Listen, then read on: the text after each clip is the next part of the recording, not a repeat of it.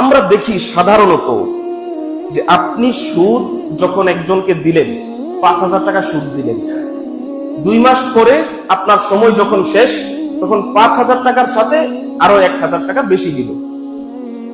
তার মানে 5,000 টাকা দেওয়ার কারণে 2 মাস পরে আপনাকে বেশি টাকা দিল, 6,000 টাকা দিল। তার মানে সুদ সরাসরি দেখা যাচ্ছে যে সুদের টাকা বৃদ্ধি পাচ্ছে। কিন্তু আল্লাহ তাআলা কি বলছেন জানেন? আল্লাহ তাআলা বলছেন যে সুদের টাকা মানুষের সম্পদকে কমিয়ে দেয়, মানুষের সম্পদকে হ্রাস করে ফেলে। আল্লাহ তাআলা বলছেন ইয়ামহাকুল্লাহুর রিবা ওয়া ইউরবিস সাদাকাত। ইয়ামহাকুল্লাহুর রিবা, আল্লাহ তাআলা সুদের টাকাকে গ্রাস করে ফেলেন, হ্রাস করে ফেলেন। আল্লাহ তাআলা সুদের টাকাকে ধ্বংস করে দেন। ওয়া ইউরবিস সাদাকাত, এবং সাদাকার টাকাকে আল্লাহ তাআলা বৃদ্ধি করে দেন। আপনার পকেটে 100 টাকা আছে, তো বাজারে গেলেন, একটা ফকির সামনে আসলো অথবা মসজিদে আসছেন, মসজিদে 100 টাকা নিয়ে আসছেন, 10 টাকা মসজিদে দিবেন। 100 টাকা থেকে 10 টাকা মসজিদে যে দিলেন, টাকা কমলো না বাড়লো? কথা বলেন। হ্যাঁ, কমলো। 100 টাকা থেকে 10 টাকা দিয়ে দিলেন, টাকা কমে গেছে, 90 টাকা হয়ে গেছে।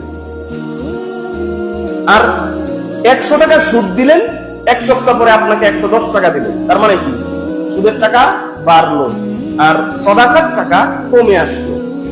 কিন্তু আল্লাহ তাআলা যে উল্টাটা বলতেছেন, ইয়ামহাকুল্লাহুর রিবা, আল্লাহ তাআলা সুদের টাকাকে ধ্বংস করে দেন, সুদের টাকাকে আল্লাহ তাআলা কমিয়ে দেন। ওয়া ইউরবিস সাদাকাত, আর আল্লাহ তাআলা সাদাকার টাকাকে, দান খয়রাতের টাকাকে আল্লাহ তাআলা বৃদ্ধি করে দেন। তার মানে কি? তার মানে আল্লাহ তাআলা যে এখানে কথাটা বললেন যে আল্লাহ তাআলা সুদের টাকা ধ্বংস করে দেন, তার মানে আপনি সুদের টাকা দিয়ে হাজারো লক্ষ টাকা যদি ইনকাম করেন, একদিন না একদিন আল্লাহ তাআলা এই হাজারো লক্ষ কোটি টাকাকে একদিন না একদিন আল্লাহ তাআলা ধ্বংস করবেনই করবেন। যদি না করেন তাহলে আল্লাহ তাআলার কোরআনের আয়াত এটা ভুল, নাউজুবিল্লাহ। তার মানে আল্লাহ তাআলা ধ্বংস করবেনই করবেন।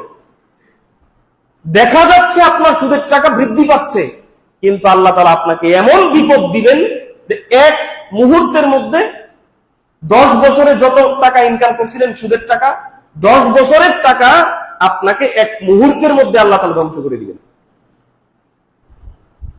সুতরাং সাবধান, সুদ মারাত্মক জিনিস। সুদের টাকা আল্লাহ তাআলা ধ্বংস করে দেন। সুদের টাকা বাড়ে না, দেখা যায় বাড়ছে, কিন্তু এটা আস্তে আস্তে আল্লাহ তাআলা ধ্বংস করেন। যে কোনো ভাবে এটা আল্লাহ আপনার কাছ থেকে নিয়ে নেবেন। কিন্তু আপনি যদি দান খয়রাত করেন, সেই টাকা আল্লাহ তাআলা দেখা যাচ্ছে কমে যাচ্ছে আপনার কাছ থেকে, কিন্তু আল্লাহ তাআলা অন্য দিক দিয়ে, কোন দিক দিয়ে আপনাকে বরকত দিয়ে আল্লাহ ভরপুর করে দিবেন, এটা আপনি কল্পনাও করতে পারবেন না।